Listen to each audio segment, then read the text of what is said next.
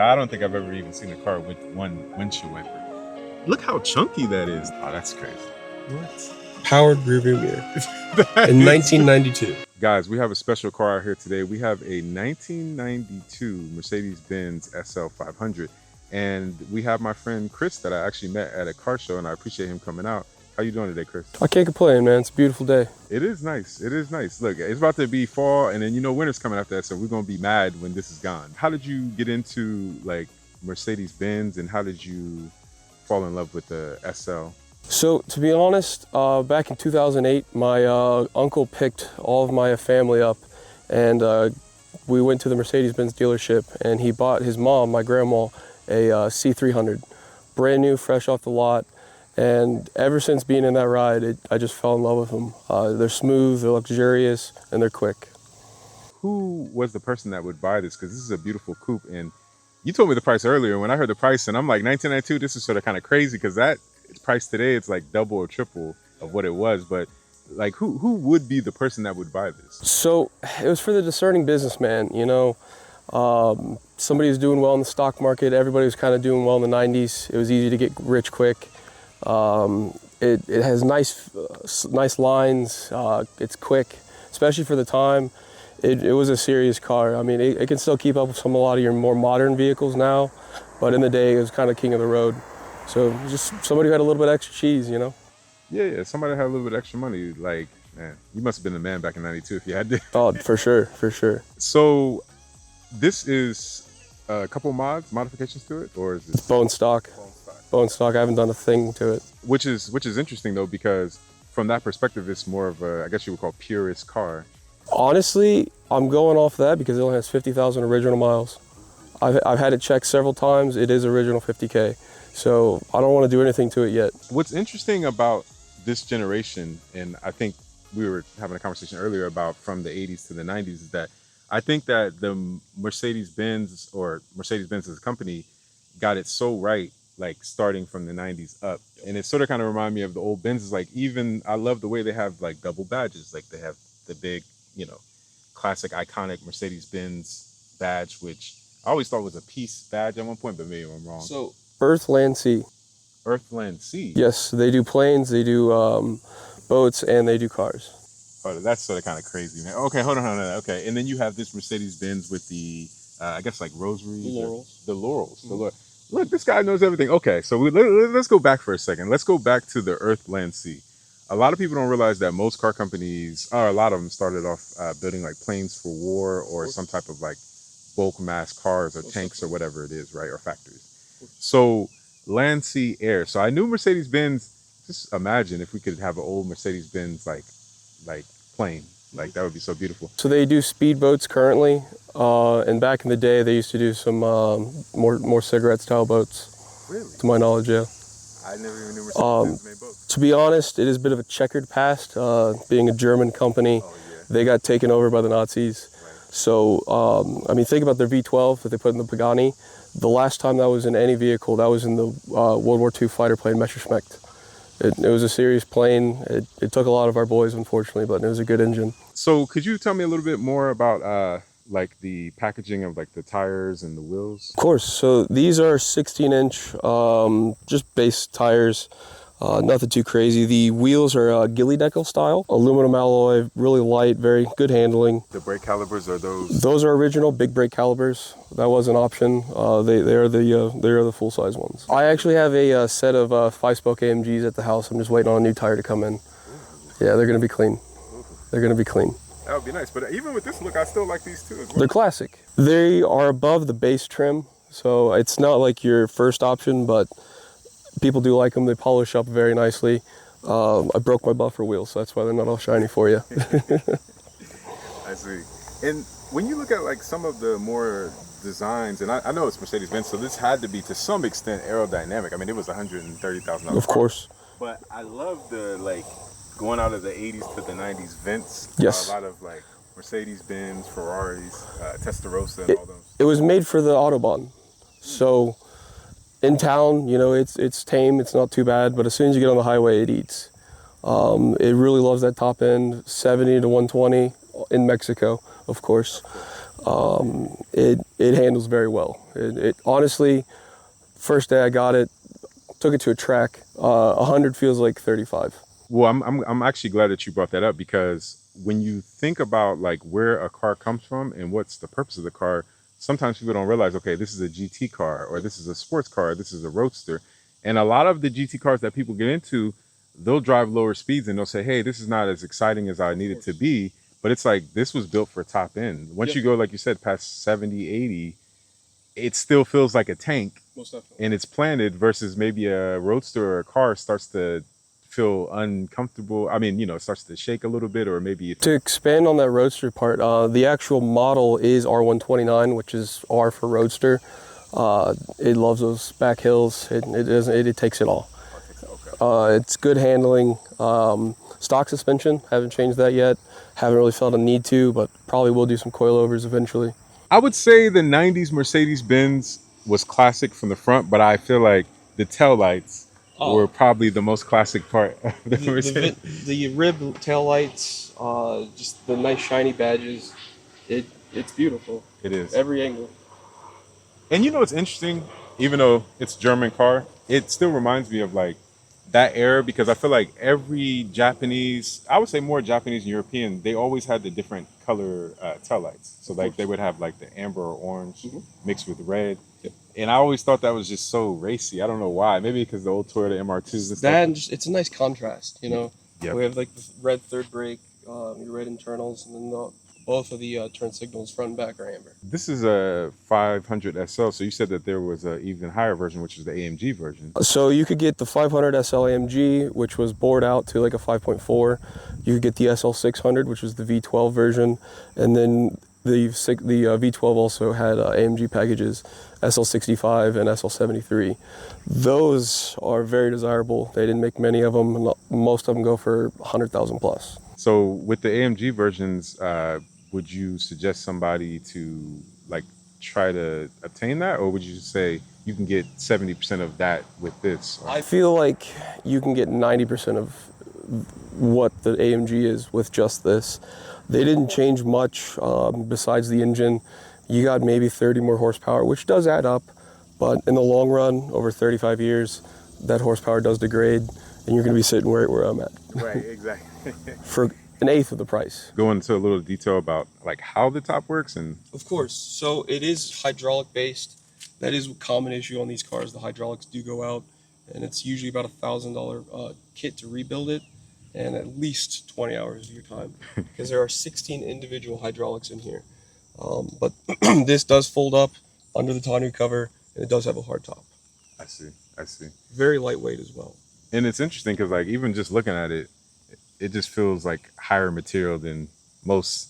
It has a headliner. Oh, it has a headliner in it too. Oh, you don't see that on soft top. It has a headliner. Mercedes wasn't playing. No, they weren't. And also I think probably because the thicker material probably helped with like, and the headliner helped with like the noise reduction inside the cabin. The first thing that I noticed is this Mercedes-Benz. So what would this be called? Would that be called like a board runner, or it'd be a board runner? Board runner. Most coupes have like large sidewalls, and this one's no exception. But every original part on this car, which is majority of it, has a Mercedes star somewhere. They don't play around with their branding. No, they don't. And that looks like it's aluminum. I could be wrong. It is. Oh, it is aluminum. Okay, I think I know aluminum when I see it. This is beautiful. Wow. Burl interior, real leather. It has the only thing not original in there is the radio and the steering wheel. I actually like the steering wheel though. Is it okay if I get it? Please. Okay. It's just something about 90s cars that even though they're different, they still all feel very similar. It's just that era of the dashboard is a little bit higher. I can definitely tell that this dashboard had to come back a little bit for that big motor. I love the gauges. The gauges are very like easy to read. Very like 90s racing, early 90s racing style. So we have powered windows, automatic down. This is to take your safety bar up because it does have a roll bar. This controls your hydraulic hardtop. This one is actually pretty cool. you don't mind, I'm going to turn the car on real quick. Oh, yeah. When do you see this? So I'm going to move this, and I want you to watch my rearview mirror. Okay. Oh, that's crazy. What? Powered rearview mirror. In 1992. That is crazy. That is crazy. Yeah. That is crazy. And it's convenient. It's convenient and it's crazy. You don't even have to take your hands off the road. You can just all keep it all tucked together. Traction control, obviously your hazard lights. Hot, cold, really easy to work with. And it's a coupe, so it gets cold quick and it gets hot quick. Right. This button here is for your rear defroster. That only works with the hardtop. But yeah. So when it's straight, that moves your rearview mirror. You turn it to the left, and that will move your mirror on the right side or left side, and accordingly on the other side. And it can go up, down, left, right. Hold on. Full analog control. Hold on. So you're telling me that this one button, or knob, knob can control the mirror, both side mirrors? Yes, sir. Wow. Up, down, left, right for all three. So I think also too, something I have to say is that since it is so simplistic, they've sort of kind of combined so many functions into one thing, because you are paying a lot of money for it, but they're also making it convenient. That takes engineering to understand. That takes thought. Mercedes has never lacked on engineering. That is true. And let me guess, that Kenwood is from 1992. So no. Of course not. The old radios, they're good, but I like Bluetooth, and I didn't want to have anything sticking out. True. So I thought it looks clean. I'm thinking about putting a new trim around so it looks a little bit more luxurious. But as we said, it looks good for me. These? There's definitely no way these are factory. No, these aren't original. I wish they were, but I just thought it had a little class. They're not the best, but for showing off the car, they were great. Got you. And the vents are very simple but very functional. Of course. And very 90s. And there's plenty of places to hide things. This works. That's exactly where I was going to go. Both doors have nice panels, and these do lock. These lock with the car. So even if they were to get into the car, those are still going to be locked. It's all hydraulic. This is map light, but this is to roll the window down? Door light, so when the door opens, that will turn on. And then you have two individual map lights. This is a test right here. I don't know if these are cup holders. Okay, no. Well, that will fit a Red Bull, and that'll fit a bottle of water. Okay. So it works for me. Okay, no, that's true, because one of my biggest tests that I always do is like 90s sports cars. Do we have cup holders? So there is an option. It is a factory option to drill a cup holder into the firewall. I'm not doing that. Yeah. It looks tacky, and whoever sits over here, good luck. You're right. Hold your drink. Exactly. Old Mercedes, pretty much before 2010, that number on the back, the actual trim, is the size of the engine. So that's a 500, so this is a 5-liter V8. Right. Dual overhead cam, nice air intakes, and they stuff it in there. Mechanical fuel injector. This is very, like, I can almost feel like in a way it sort of might be a nightmare to work on certain things, but maybe not. I don't know. So space is your main issue. Everything's pretty straightforward, but I don't have the smallest hands, so it does get a little tedious. But you can always call over a friend with smaller hands. Exactly. Call me if you need me. For sure. Okay, so this is a 5-liter and this is a V8?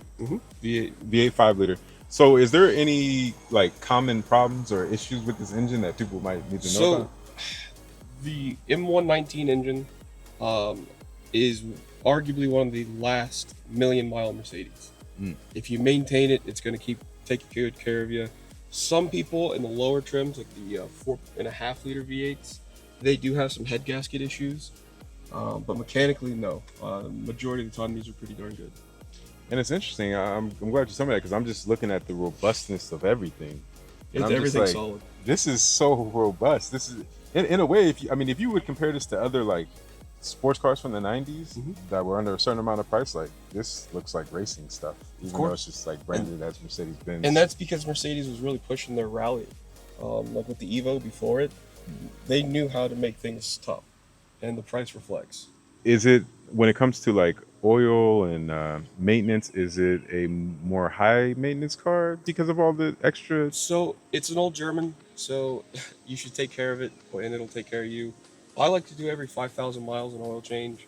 It does take 8 quarts of oil. That's where I was Big gonna and go. big. Like, how many quarts? So an oil change for me is usually $80. But if that means I get to keep driving, I'm gonna keep doing it. Nah, I agree.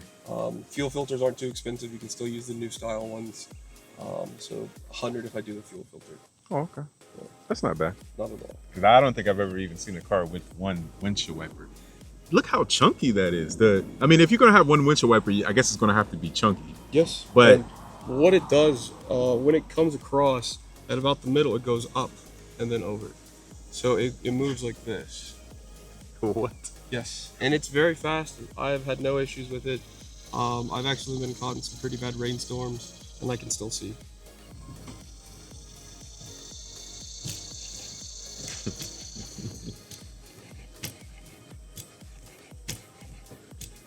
Pretty effective. Yeah, I see what you said. Hold on, I saw it. Do it one more time. I saw it, but here's that. Wow. I'm gonna be honest with you. That is probably one of the most German things that I've ever seen right there.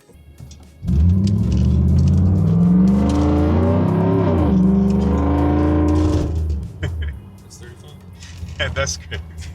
Because it's like a tamed beast. Most definitely. Which is very, I would say, very like German. Yes, it is. Yeah. I mean, you're spending 130K in the 90s. That's not chump change. That's like 300K roughly with inflation. Yeah. They cared about the person who was buying it. They didn't want them to mess up. They knew what kind of power they're putting in the car, and they didn't know what kind of capabilities that person had. So, I mean, you can make it get loose, but you got to really try sometimes. Yeah, I agree. And like you were saying about like they knew who it was for. That's a very important thing. But this is one of my first times that I've ever experienced a Mercedes-Benz with a V8. Like, actually, I don't think I've ever been in any Mercedes-Benz with a V8. Inline sixes. To be honest, especially in today's day and age, they're expensive. Especially like the newer, like the 2000s to 2014 when they're still doing V8s. They're not cheap. You're not getting into an S500 for under 70K used. So, you don't see them often. Everybody has a C300 though. Yeah, everybody this ain't no C300. C300. But since I bought it, they've almost gone up by at least 25%. So I look at them all the time just for maybe a parts car or something. Similar condition, same trim. You're looking at least 10K for a good one. But they can be up to 30, especially if the hard top and soft top are in good condition. So they do add up, but they're worth it. No, you're starting to make me a Benz believer again, man. You're starting to make it. Yeah, I'm starting to see it again. Because when I came earlier, I was just like, I want to truly understand, like, why somebody would buy a Mercedes-Benz, like, from this generation or any generation. Like, what is the ethos of a Mercedes-Benz person? And I always knew it from like a muscle car, I guess, standpoint, like that brute force standpoint. But like, who is a Mercedes-Benz person actually? So the way I see it, there's two Mercedes owners. The ones who have daddy's money, give or take, they see the cool car, they want to buy it. Or you have someone a little bit more like me who appreciates the luxuriousness of it, but it's not slow. Yeah. There's still some speed to it, and it's just a good combination of speed and luxury. Really good reactive steering for being 35 years old. So is this power steering, is it just all hydraulic or is it electrically assisted? Or? Yes. Okay. A little bit of both.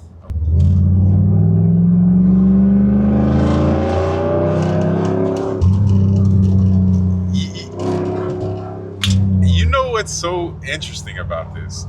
I love that sweet spot of like 5-liter V8s. Yes. Because they're not big enough, especially in like the rod stroke, to where you can break things. No, exactly. Like if you rev too high, or rev higher, I guess you would say. It redlines at 6K, so Right. like you can really open it up. Steering wheel's not shaking.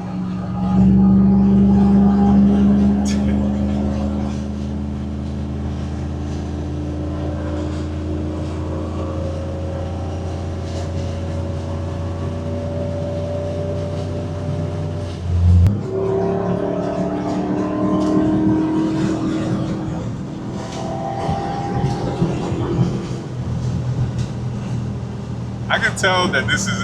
I can tell this is, but was definitely a serious car. Most definitely. Because the way that you just changed lanes, and it felt so stable. That makes me actually very excited because I know people that were driving it at 10/10ths. Yeah. This was a monster. Of course. This was a monster.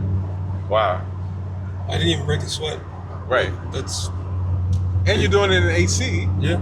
And you sort of kind of have the effect of like being outside and in at the same time because of the top. You can kind of feel or hear a little bit of the wind, but you're still so insulated that you're good. Hey, I've got to say you've really I've sold you. You sold me. Like I knew what it was, but I've never experienced it. Of course. And so when you experience it, it's a lot different story. Looking at them is cool. Hearing people talk about it, but actually being in it, that's the way you know. Because I was a little nervous right there. Yeah. I thought it was going to come out a little bit. You know.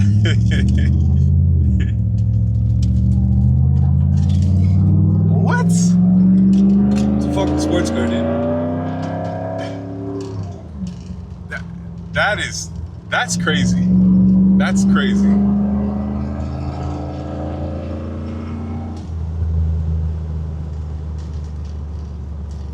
Wow. I just never. I swore that was going to come out. I swore the back end was going to come out. It's sticky. They're big tires. They're very wide. Yeah. These are 235, 35, 18 or 16s, and I'm about to put 285, 35s on. Wow. They're gonna be junky. They're gonna look nice though. It sort of kind of instilled in me more and more why I love Benz. Mm-hmm. And I appreciate you coming out today. I know you came from out of the city, and I really appreciate that. 50-minute drive. 50-minute drive, man. It was worth it. I had really fun the entire time. Thank you so As much. you saw on the highway. Right. And then the interview was great. I definitely will be back. I appreciate it. And do you have anything, upcoming things that are going to happen to this car that you want to do, and then your social media? If the engine ever blows, in 113K swap, we're putting a 5.5 liter V8 supercharger in there. Coilovers will be soon. Follow me at R129 Chris. That's Chris with a K. And Greenlight Performance Columbus. We'd love to have you at some of our car meets. Well, I appreciate it, and I'll definitely be coming to one of the car meets. Sure. And yeah, guys, thanks again. I appreciate it. Of course.